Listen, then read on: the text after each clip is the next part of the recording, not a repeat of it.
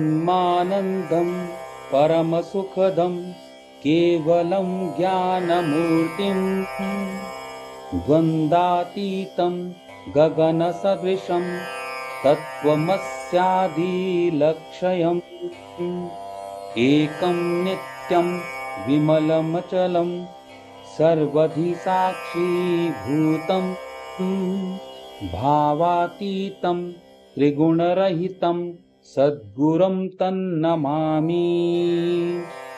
अज्ञानीतिमिरान्धस्य ज्ञानाञ्जनशलाकया चक्षुर्नमीलितं येन तस्मै श्रीगुरुवे नमः।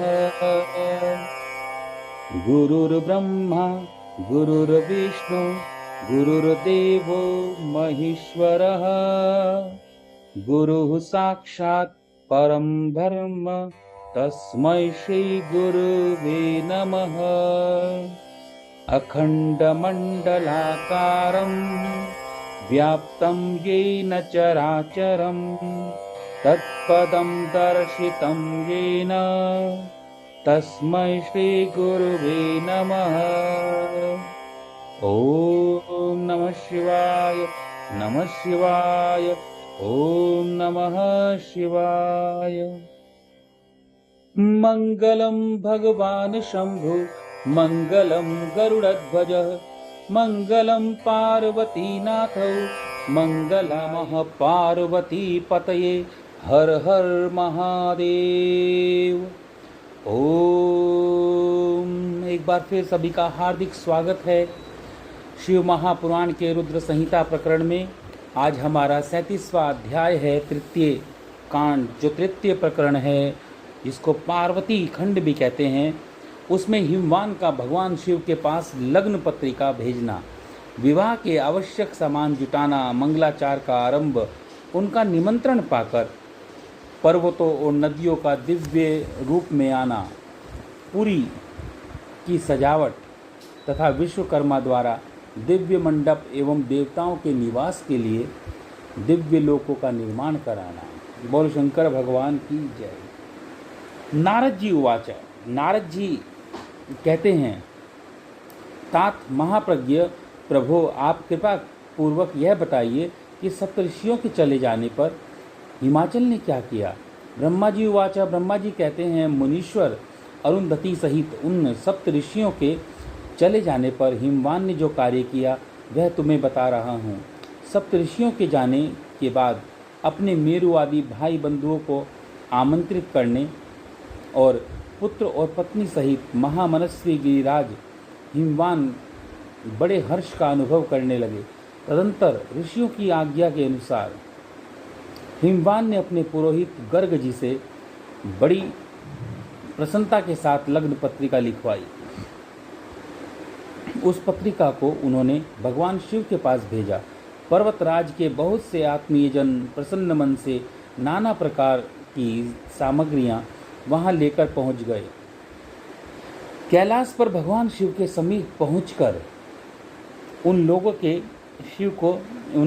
ने शिव को तिलक किया और वह लग्न पत्रिका उनके हाथ में थमाई।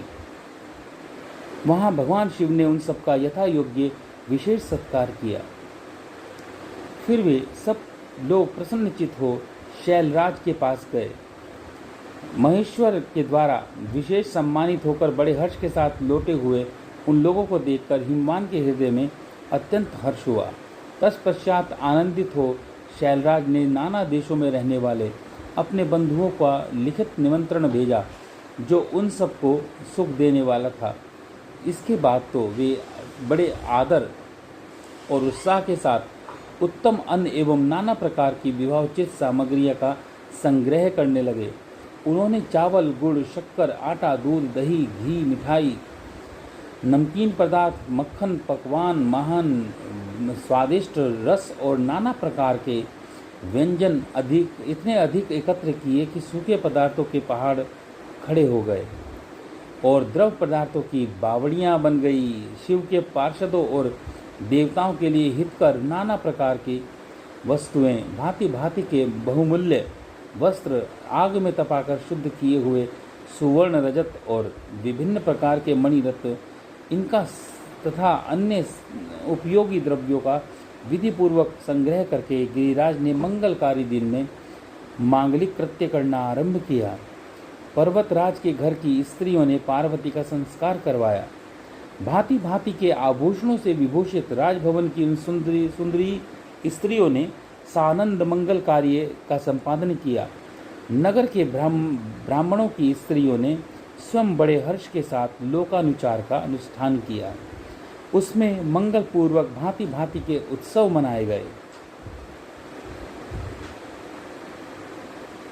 हर्ष भरे हृदय से उत्तम मंगलाचार का संपादन करने के लिए हिमालय भी सर्वतोभावेन बड़े प्रसन्न हुए और अपने निमंत्रित बंधुजनों के आगमन की उत्सुकता पूर्वक प्रतीक्षा करने लगे। इसी बीच उनके निमंत्रित बंधु बांधव आने लगे। देवताओं के निवास भूत गिरिराज सुमेरु दिव्य रूप धारण करके नाना प्रकार के मणियों तथा महारत्नों को यत्न पूर्वक ले अपने स्त्री पुत्रों के साथ हिमालय के घर आए। मंदरांचल, अंस्तांचल, उदयांचल, मलय, दरदुर, निषद, गंधमादन, करवीर, महेंद्र, परियात्र, चित्रकूट, वेंकट, श्रीशैल, गोकामुख, नारद, विंध्य, कालंजर, कैलाश तथा अन्य पर्वत दिव्य रूप धारण करके अपनी स्त्री पुत्रों के साथ बहुत सी भेंट सामग्री ले वहाँ उपस्थित हुए। दूसरे द्वीपों में तथा यहाँ भी जो पर्वत है और सब हिमालय के घर पधारे। शिव और शिवा का विवाह है यह जानकर सबने बड़ी प्रसन्नता के साथ वहाँ पदार्पण किया। शोणभद्र आदि नद और संपूर्ण नदियाँ दिव्य नर नारी के रूप में धारण कर नाना प्रकार के अलंकारों से अलंकृत हो शिव पार्वती का विवाह देखने के लिए आए। गोदावरी, यमुना, सरस्वती, कावेरी, वेणी, नर्मदा तथा अन्य श्रेष्ठ सरिताएं भी बड़ी प्रसन्नता के साथ हिमवान के यहाँ आई। उन सब के आने से हिमालय की दिव्यपुरी सब ओर से भर गई। वह सब प्रकार की शोभाओं से संपन्न थी। वहाँ बड़े बड़े उत्सव हो रहे थे। ध्वज पताकाएं फहरा रही थी। बंधनवारों से उसकी अति शोभा होती थी। चारों ओर चंदोबे तने होने से वहाँ सूर्य का दर्शन नहीं होता था। भांति भांति की नीली, पीली आदि प्रभा उस पुरी की शोभा बढ़ाती थी। हिमालय ने बड़ी प्रसन्नता के साथ अपने यहाँ पधारे हुए सभी स्त्री पुरुषों का यथा योग्य आदर सत्कार किया और सबको अलग अलग सुंदर स्थानों में ठहराया। अनेकानेक उपयुक्त सामग्री देकर सबको पूर्ण रूप से संतुष्ट किया। मुनीश्वर तदंतर शैलराज हिमवान ने प्रसन्न हो महान उत्सव से परिपूर्ण अपने नगर को विचित्र रीति से सजाना शुरू किया। सड़कों को झाड़ू बुहार कर उन पर छिड़काव कराया। उन्हें बहुमूल्य साधनों से सुसज्जित एवं सुशोभित किया। प्रत्येक घर के दरवाजे पर केले आदि मांगलिक वृक्ष लगाए गए और उन्हें मांगलिक द्रव्यों से संयुक्त किया गया। आंगन को केले के खंभों से सजाया गया। रेशम की डोरे में आम के पल्लव बांधकर बंधनवारे बनाई गई और उन खंभों के चारों ओर लगवा दिया। मालती के फूलों की मालाएं उस आंगन के सब ओर लटका दी गई। सुंदर तोरण द्वार से वह आंगन का भाग अत्यंत प्रकाशमान जान पड़ता था। चारों दिशाओं में मंगल सूचक शुभ द्रव्य रखे गए थे और उस प्रांगण की शोभा बढ़ा रहे थे। इसी प्रकार अत्यंत प्रसन्नता से भरे हुए गिरिराज हिमवान ने महान प्रभावशाली गर्ग मुनि को आगे करके अपनी पुत्री के लिए प्रस्तुत करने योग्य सारा उत्तम मंगल कार्य संपन्न किया। उन्होंने विश्वकर्मा को बुलाकर आदरपूर्वक एक मंडप बनवाया जिसका विस्तार बहुत अधिक था। वेदी आदि के कारण वह मंडप बहुत मनोहारी जान पड़ता था। देवर्षे वह मंडप कई योजन विस्तृत था। अनेक शुभ लक्षणों से युक्त अथवा नाना प्रकार के आश्चर्यों से परिपूर्ण था। यहाँ स्थावर और जंगम सभी वस्तुएं कृत्रिम बनी थी, परंतु असली वस्तुओं के समान प्रतीत होती थी। उनसे उस मंडप की मनोहरता और ज़्यादा बढ़ जाती थी। वहाँ सब और अद्भुत वस्तुएं थी जो उस मंडप का सर्वस्व जान पड़ती थी। नाना प्रकार की निराली वस्तुओं का चमत्कार वहाँ छा रहा था। वहाँ की स्थावर वस्तुओं से जंगम और जंगम वस्तुओं से स्थावर पराजित हो रहे थे, अर्थात वे एक दूसरे से बढ़कर शोभाशाली और चमत्कारपूर्ण दिखाई देती थी। उस मंडप की स्थूल भूमि जल से पराजित हो रही थी, अर्थात चतुर से चतुर मनुष्य भी नहीं जान पाते थे कि इसमें कहाँ जल है और कहाँ स्थल।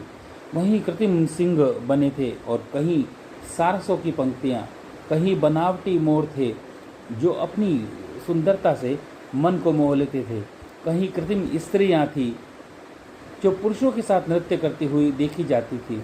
वे कृत्रिम होने पर भी सब लोगों की ओर देखती और उनके मन को मोह में डाल देती थी। उसी विधि से मनोहर द्वारपाल बने थे जो स्थावर होने पर भी जंगमों के समान जान पड़ते थे।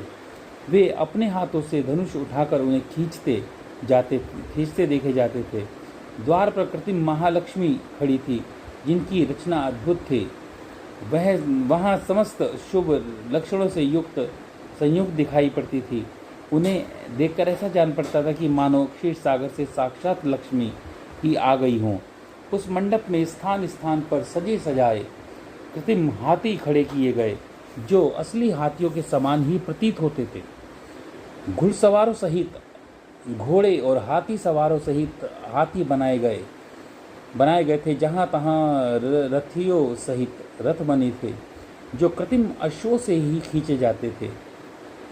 उन्हें देखकर लोगों को बड़ा आश्चर्य होता था। इनके सिवा दूसरे कृत्रिम वाहन भी खड़े थे। पैदल सिपाहियों की कृत्रिम सेना भी वहाँ मौजूद थी। मुने प्रसन्न चित्त वाले विश्वकर्मा ने देवताओं और मुनियों को भी मोह में आश्चर्य में डालने के लिए वहाँ ऐसी अद्भुत रचनाएं की थी कि मंडप के सबसे बड़े फाटक पर कृत्रिम नंदी खड़ा था जो शुद्ध स्फटिक मणि के समान उज्जवल कांति से सुशोभित होता था। भगवान शिव के वाहन नंदी की जैसी आकृति है ठीक वैसा ही वह भी था।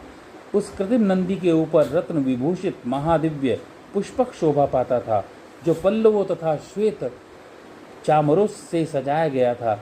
उसके वाम पार्श्व में दो कृत्रिम हाथी खड़े थे जिनका रंग विशुद्ध केसर के समान था। वे 4 दांत वाले बनाए गए थे और 60 वर्ष के पाठों के समान दिखते थे। वे परस्पर स्नेह करते से प्रतीत होते थे। इनमें बड़ी चमक थी।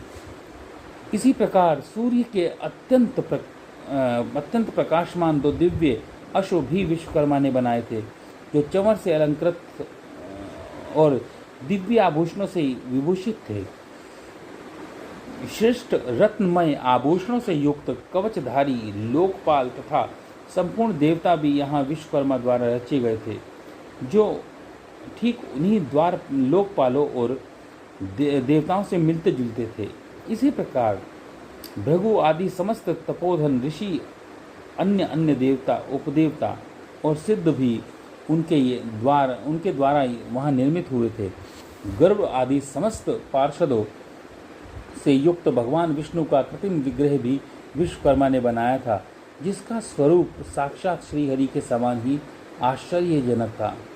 नारद उसी प्रकार पुत्रों वेदों और सिद्धों से घिरे हुए मुझ ब्रह्मा की भी प्रतिमा वहाँ बनाई गई थी जो मेरे समान ही वैदिक सूक्तों का पाठ कर रही थी। ऐरावत हाथी पर चढ़े हुए देवराज इंद्र भी वहाँ दल बल के साथ खड़े थे। वे भी कृत्रिम ही बनाए गए थे और परिपूर्ण चंद्रमा के समान प्रकाशित होते थे। देवर्षि बहुत कहने से क्या लाभ, हिमाचल से प्रेरित हुए विश्वकर्मा ने वहाँ शीघ्र ही संपूर्ण देव समाज के कृत्रिमों विग्रहों का निर्माण कर लिया था। इस प्रकार उन्होंने दिव्य मंडप की रचना की थी वह मंडप अनेक आश्चर्यों से युक्त, महान तथा देवताओं को भी मोह लेने वाला था। तदंतर गिरिराज हिमवान की आज्ञा से परम बुद्धिमान विश्वकर्मा ने देवता आदि के निवास के लिए उनके कृत्रिम लोकों का भी यत्नपूर्वक निर्माण किया था। उन्हीं लोकों में उन्होंने उन देवताओं के लिए अत्यंत तेजस्वी, परम अद्भुत और सुखदायक बड़े दिव्य मंचों, सिंहासनों की भी रचना की थी। इसी तरह उन्होंने मुझ स्वयंभू ब्रह्मा के निवास के लिए अक्षर भर में अद्भुत सत्यलोक की रचना कर डाली, जो उत्तम दीप्ति से उद्दीप्त हो रही थी।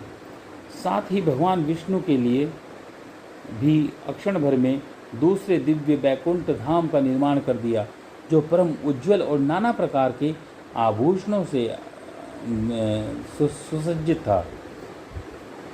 इसी तरह विश्वकर्मा ने देवराज इंद्र के लिए भी दिव्य अद्भुत उत्तम एवं समस्त ऐश्वर्यों से संपन्न ग्रह की रचना की। अन्य लोकपालों के लिए भी इसी प्रकार से प्रसन्नतापूर्वक बड़े सुंदर दिव्य अद्भुत एवं बड़े बड़े भवन बनाए गए।